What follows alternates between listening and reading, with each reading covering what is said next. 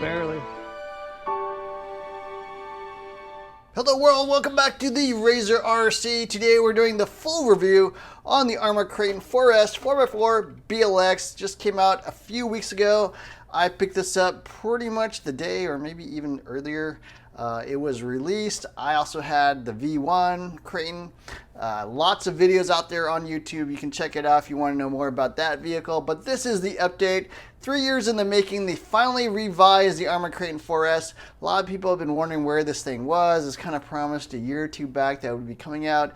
Got delayed for whatever unknown reasons, probably due to the pandemic and supply chain issues, but it is finally out. Now, the way this review works is we're going to be talking about the Kraton in relation to all the other 4S monster trucks out there.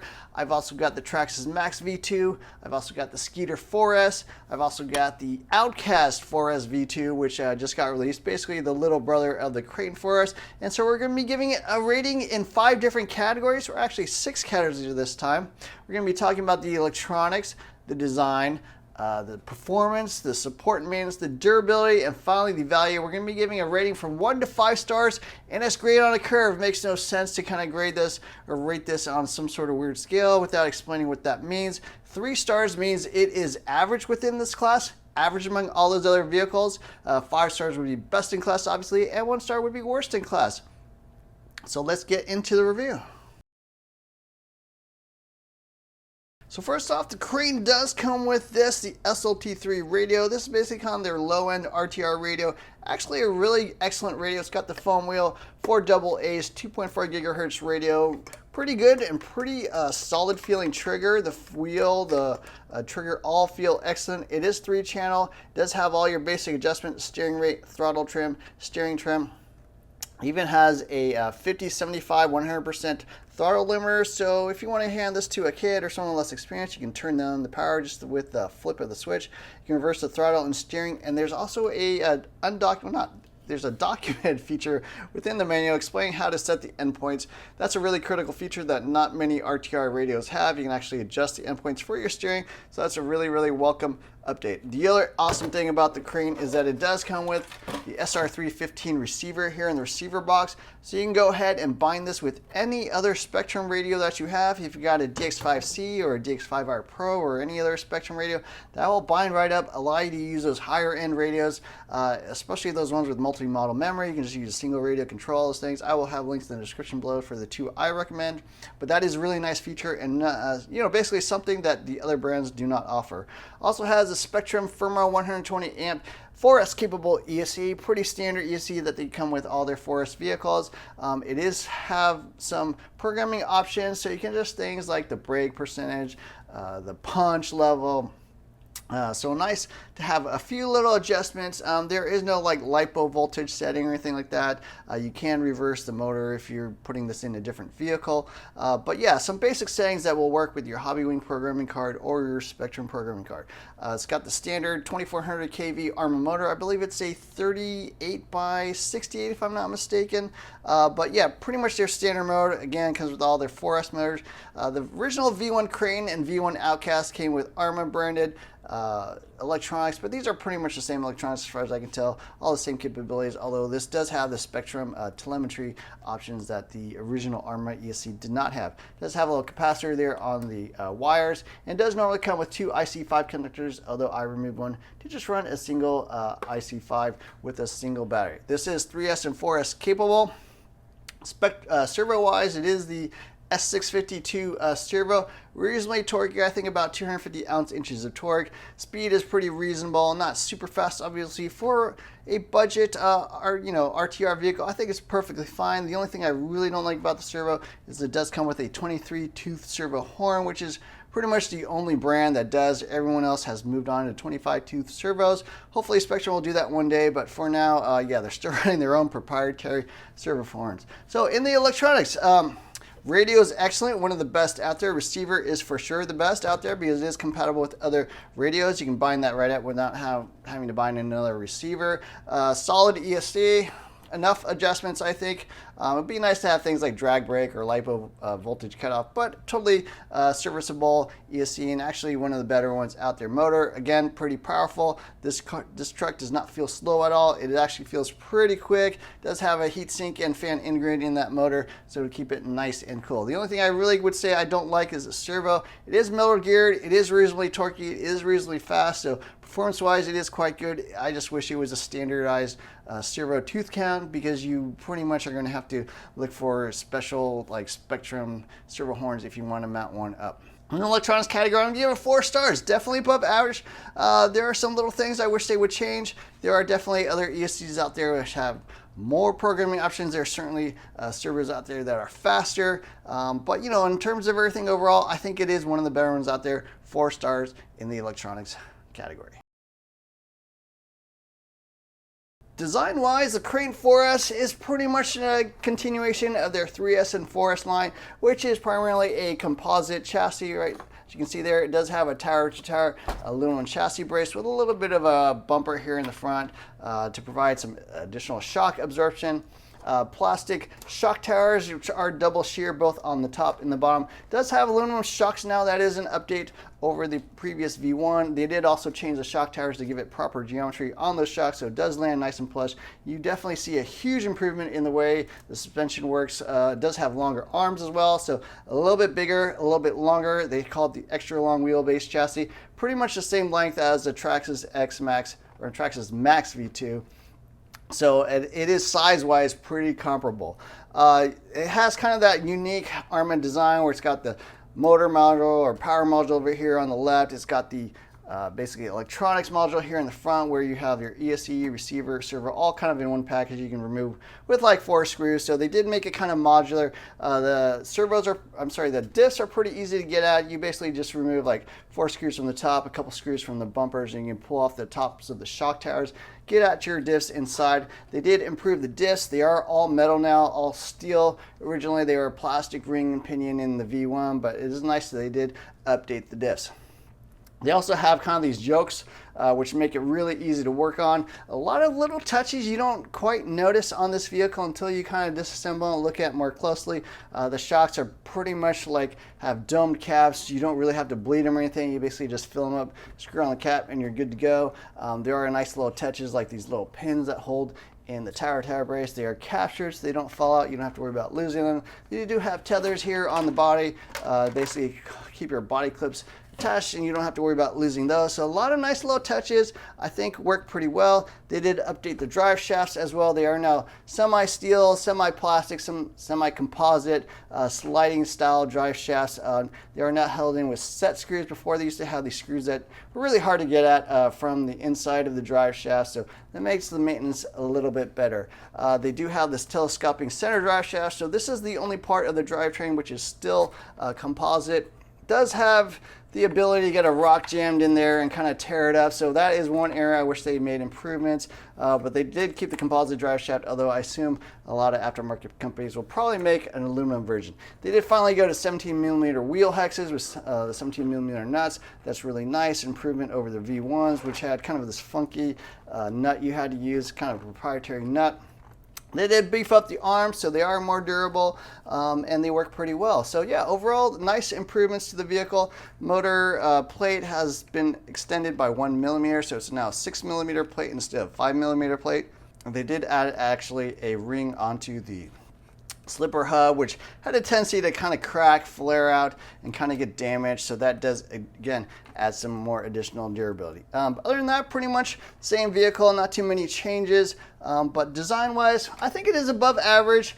Certainly aluminum shocks is nice. The composite chassis, a little bit of a hit or miss. The nice thing about composite is, you know, it's not going to bend or anything like that, but the downside is maybe not quite as sturdy as an aluminum chassis like the Skeeter. We will have to see. We'll talk more about the durability there, but yeah, certainly that is one area that is kind of unique. I do like all the improvements that they made. The only real downside I would say they didn't fix is kind of this motor module here. did have a tendency to kind of suck in dirt from the bottom, kind of fills up the steel spurgear and the slipper and all that with a little bit of dirt there, collects in there and doesn't really fall out. So I do recommend doing something about that. I personally put a little Velcro on the underneath there to kind of fill in that gap and prevent dirt from getting in. That works really well. Also, if you crack the chassis, you don't have to cut a hole in the chassis, which is something other people do to allow dirt to fall out. So I prefer that method. But yeah, that's kind of one of the weaknesses of this design. Pretty much an issue on all the 3S and 4S Arrmas out there because they all use that kind of same design. Last thing, the plastic center shaft, I wish they went to aluminum, but you know, not a massive thing. They did add sway bars to this thing, and it is kind of nice that they are tucked nice and low here onto the arms basically, so you don't really have them sticking out and getting knocked around. They do seem a little more durable that way. Nice little touch. In the design category, I think this again is above average. 4 stars. Nothing really wrong with this general overall design. It's kind of well proven with the 3S lineup, the 4S lineup. Maybe not my favorite design because you know, it's sort of limited in what you can do. You kind of just buy it, run it, and then throw it on the shelf and don't worry about it after that. But it's not something you're really going to be tuning or making adjustments or changes. You just kind of run it and leave it as is. So design-wise, 4 stars, above average, not best in class in my opinion, but certainly one of the better ones out there. The Kraton 4S is actually a really good all-around vehicle. It's smaller brother, the Outcast 4S is really just a stunt vehicle. You could drive it on the ground, but it's really meant for being launched in the air, doing wheelies, doing backflips, front flips, tricks, and stuff like that. It is kind of a beast of an animal. Well, the Kraton is a lot more composed, a lot more stable, easier to drive actually, not quite as insane in the air. You can do double backflips with this thing, no doubt. Single backflips, of course, front flips, that kind of thing. But it's not exactly a stunt machine, although it does have that capability. Again, it drives really well on the ground. These tires, they're not bad. Huge improvement over the previous Minakawa tires. Minakawa tires, in my opinion, were pretty poor in the dirt. This is kind of a good all-around tire, whether you're running on dirt, on the street, grass, whatever. This will pretty much work reasonably well. Not quite as grippy in the dirt as, say, the backflips that the Outcast has, but you know, it is decent enough and will get you going without, you know, having tremendous wear. The Outcast, I would really not drive on the street. You're going to wear down those backflip tires super fast, but this thing will have reasonable durability and reasonable life, even on high traction surfaces like the street. Downsides, steering's pretty poor. Most of that is actually due to the steering servo. The steering servo just gives way too easily. If those of you not familiar with what that is, it's basically a little servo horn that has a spring inside to allow you to kind of disconnect the servo from the tires in case of an impact, or you know, if you're basically turning too sharply, it'll actually give and not really steer as well. It's just a protection thing to help you save your servo from breaking in the case of collisions. But it is too soft. It'll help you maintain the life of the servo, but for performance reasons, it is generally worth it to get an upgrade servo saver. And after that, if you still find the performance not good, you can always obviously upgrade the servo. But yeah, that's kind of probably the main area performance-wise that I feel like they're a little bit down. Speed is actually excellent. This is pretty darn quick. I think it goes over 50 miles per hour. Acceleration is excellent. No problems launching this thing through the air. The brake control is excellent. ESC works really well. Motor works really well. Radio works really well. So performance-wise, yeah, again, this is above average. Some minor things I would say: the steering, the handling, the on-ground behavior. It's stable, but not particularly nimble, not particularly accurate or precise in its handling or steering. So that's kind of why I give it a 4-star rating in the performance category. Above average, again, this is a fully competent, excellent driving vehicle, but not the best out there, I think, in all areas. I've had this thing for only a few weeks, and unfortunately I have broken a fair amount of things, most notably the chassis. This is my 3rd chassis here. I've already broken 2, which was kind of annoying because especially in the first week you couldn't even buy an additional one. And you can see here again, still a little bit of a crack there in the front where the it's the steering mounts to the front neck there. The previous 2 chassis I broke, right in the center of the chassis. I cracked it. Also have broken the front neck here. This one again seems like it's starting to go. And unfortunately, I gotta say the chassis, in my opinion, is a weak point. Between this and the Outcast is pretty durable so far, and I don't think anyone out there has generally been breaking the Outcast chassis, but the Kraton chassis, unfortunately, several people have been breaking that. In addition to that, I've broken some other things. I did break the upper shock tower. I did bend a rear hinge pin. I did break a battery strap. I think I bent a rear screw. Not too much else than that. You know, the bumper is starting to look pretty beat up, and I did break this little shock over here, but that's pretty minor. The shocks, the shock body mounts, the body itself, the wing, everything else is held up. The arms are totally great. Turnbuckles, drive shafts, everything else is excellent. But that chassis is a major issue. This is the third chassis that is pretty much broken. I mean, you can see it there. It's cracked. That thing, I'm sure, will go within the next battery pack or two if I keep launching this. And to be quite honest with you, I take this to all the same bash spots I take all my other 1/10 scale vehicles. And this one, unfortunately, does not hold up. Trash's Max V2, the Skeeter 4S, the Techno MT410, the Outcast 4S V2 even. I take to all these exact same bash spots. I do the exact same jumps. I do the exact same landings, exact same crashes, all that kind of stuff. And this one is breaking the chassis really, really easily. Now, maybe there's some issue with certain runs of these plastics. Maybe the formula got wrong in certain manufacturing runs on these things. They do make these in batches, and occasionally one batch will be bad, another batch will be fine. I don't really know, but all three of these chassis came from different sources. One was the original chassis, one is sort of a takeoff from Jenny's RC, one is direct from Horizon. I actually even have a fourth chassis in the wing ready to be put on. So yeah, unfortunately that is a major concern to me. I think if you keep it 10 feet, 15 feet high, jumps or lower, maybe land only on grass, maybe land only on softer dirt.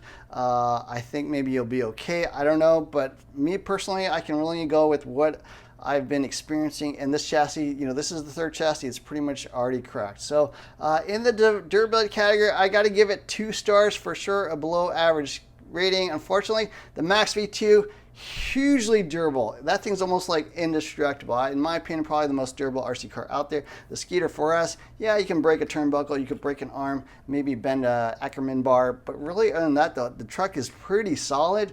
None of them are breaking chassis, none of them are cracking major components, and unfortunately the chassis is the most painful thing to swap out. It's easily an hour and a half job to tear this whole thing apart, get it mounted up again.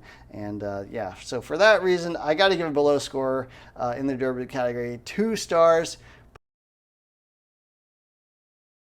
Arrma is owned by Horizon Hobby, which is the largest or one of the largest RC companies out there.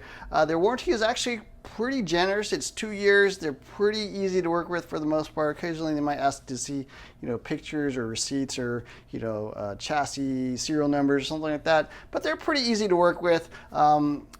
Maybe a bit difficult to get through to them on the phone. I usually actually use the live chat most of the time, but they're pretty good. Now on the maintenance side, this truck pretty easy to work on. A few little minor things like tearing apart the chassis is not an easy job. One of the more difficult ones I think out there, but not impossible. And certainly the rest of the truck, easy to work on. Shocks are super easy to bleed. You basically don't even have to bleed them. Just fill them up, throw on the cap. They got these dome rubber bladders, basically allow you to have the air already there in there. Diffs are super easy to work on, super easy to shim. They do have that yoke thing, which makes it super easy to work on. Set screws for the outdrives, while they may not be attached correctly, I did have some issues with my Outcast. Again, easier to work on than before. The whole vehicle overall, I think, is pretty nice to work on and not too bad. Now, on the support side, unfortunately, kind of typical with Arrma releases, they don't always have all the parts available for purchase when this thing is released. At the time of this video, they didn't have the chassis for the first week. I did have to wait on that. Even at the time of this video, you can't get all the parts. I think even the center drive shaft, some of these mounts and stuff like that, they do not have in stock yet. So you cannot get everything that you might break on this thing, which is quite annoying. Hopefully that'll get rectified soon, but something I guess it's slightly better than before. Before you couldn't even get like the arms and stuff at the release, so obvious issues like that they wouldn't keep in stock. But yeah, support and maintenance side, I'm going to give it 3 stars. Maintenance is fine, support for the most part is fine, but not having parts available at the time of release I think is pretty bad. My Skeeter, which I actually got before it was released, I had a pre-release Skeeter, I was still able to get all the parts Traxxas Max, I think within the first couple weeks, you know, you couldn't get like the body and a few of the other parts, but for the most part, you know, you could get whatever you need to fix your Traxxas Max. So again, Arrma Kraton, unlike some of the other vehicles out there, I'm going to give it an average score. I think Horizon in general is actually pretty good, but for whatever reason, they can't get all their parts available that you might break, especially things like the chassis or whatever. You know, I had to wait around a week before I could order one of those, and so that was kind of annoying. But anyways, yeah, support and maintenance, not terrible, not great. I'm going to give it an average rating, 3 stars. The Kraton 4S sells for $470 at the time of this video. Its competitors are going to be things like the Traxxas Max V2, which sells for $580, $110 premium. Also, the Team Crowley Skeeter 4S is only $20 more at $490, and that comes with an all-aluminum chassis, you know, full steel differentials, front, middle, and rear. Steel drive shafts all the way around, including out to the wheels, including the center drive shafts, aluminum shock towers, fully aluminum shocks with aluminum shock caps, sway bars, of course. There are some things I like a little bit better about the Arrma. The radio is definitely better. The receiver is definitely better. Tires maybe a little bit higher quality than the Skeeter, but the Skeeter is only 20 bucks more and probably has easily $150 to $200 more worth of parts in there. My value category is based on what you're paying for versus what you actually get in the box. Does this look like a $470 car? Does it look like a $580 car? Does it look like a And to me, I think the value is fair, 3 stars. It is $70 premium over the original Kraton V1, which sold for $400. So they did raise the price a little bit, but they do provide a lot more value. They provide the aluminum shocks, the thicker shock shafts, the all steel differentials, the better receiver in the receiver box. And now in the last 3 years, there's been a lot of inflation. Prices have all been going up across the RC landscape. So $70 premium, I think, over what they used to charge, I think is totally fair. But I wouldn't say this is a screaming value that belongs to the Skeeter. I don't think it's a terrible value that belongs to the Max V2, but somewhere in the middle, 3 stars in the value category. So my final thoughts on the Arrma Kraton 4x4 4S BLX V2. It drives great. I love the way it drives. I think it's an excellent all-around vehicle for stunning, for landing, you know, land-based stuff. I mean, I did a little racing with RC Review out there where he had Kraton 4S and I had my Max and Skeeter and stuff like that. And we were kind of just doing a little racing, casual racing. You know, it's excellent for all that kind of stuff. Responds well, did some minor updates like improved servo and servo saver. I think will make this thing drive really well. Maybe some backflip tires if you're driving primarily in dirt. All those things will make this a little bit better. Shock tuning is excellent out of the box. The shocks work great. I mean, I went slightly stiffer on the springs with a slightly increased preload spacers and went up to 600 CST in the rear shocks. Drives amazing. But really the number one concern for most people and the number one concern for me on this vehicle is the durability. And unfortunately, if you like to send it, if you like to do jumps 20 feet plus high, double backflips, even single backflips, my last time out, I don't think I did a single double backflip. They were all single backflips. I don't think I landed bad on basically anything. Still cracked the chassis. It's looking like a bit of an issue. I don't know what's going to happen there in the long run, but this is the 3rd chassis again that I've cracked something. At least the main part of the chassis looks good, but you know, it's starting to go here and that's not really supporting the neck of the vehicle too well, which is generally probably the weakest part of this vehicle. I broke one of my chassis there already. So we'll have to see in the long term whether other people are breaking their chassis. Maybe I'm just the unluckiest person or the worst driver or whatever, but I drive this exactly the same as all my other vehicles, land them exactly the same, crash them exactly the same. I don't do anything worse or like more crazy with this truck than I do any of my other 4S, 3S, or even 6S vehicles, and those don't break chassis. This one unfortunately has. So 3rd time now. So the point of this video is not to complain about the Kraton, not to say Arrma sucks or whatever. It's just to provide information to you, the possible consumer. Maybe you're thinking about buying one of these things. You're just curious how it drives, how it handles, how it performs, how it is easy to work on, the price, all that stuff, and also the durability and potential weaknesses. And then in addition to that, actually the other goal of videos like this is to kind of help Arrma, I think, improve their product, give them a little consumer feedback. A lot of things that they implement here on the V2, they actually fixed from the V1 a lot of the things that I pointed out in the V1, and I know they've seen my video on that. They're probably watching this one as well, so that's my feedback. Chassis probably needs to be improved. The rest of the truck is hugely durable. I mean, I did break some other things, but I wouldn't consider any of those to be weaknesses. This thing is quite durable, just that chassis. Now, I also have the Outcast 4S V2, so I want to end on that. I've been running that. Only got it a few days ago, so not fully experienced with what that thing can handle, how it drives. That thing is awesome as a stunt truck. On the ground, it's really more of a wheelie machine, so this is a different type of vehicle, but I haven't broken the chassis on that thing, and part of that, I believe, is due to it being, like a couple inches shorter. So anyways, I hope you enjoyed this video. Let me know what you think. If you've got an Arrma crane, if you've broken a chassis, you haven't broken a chassis, if you're doing quadruple backflips into, a concrete swimming pool and not breaking it, great. I want to hear that as well. And I hope you enjoyed this video. Don't forget to hit the like, share, subscribe buttons. Look for more videos soon. Thanks for watching.